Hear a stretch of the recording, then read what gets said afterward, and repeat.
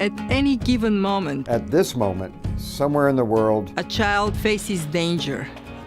A boy is separated from his family, lost and vulnerable following an earthquake. Hear me out as I talk to you. Don't close your eyes, I'm just like you. a girl displaced by war is making the perilous and terrible journey to a refugee camp far from home. جينا اللي جاي ما فيها ضرب ولا حروب خالص شيء. A mother helplessly watches her children starve or go without medicine or clean water. All because they live in a country torn by conflict.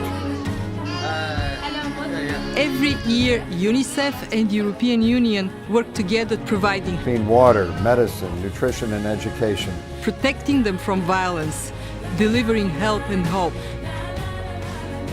But we can only do so if these children's stories, are heard. the Voices of Children in Emergencies campaign, gives children the opportunity to share their experiences as only children can. Each of us can make a difference. So please help them tell their stories. Help them raise their voices. voices.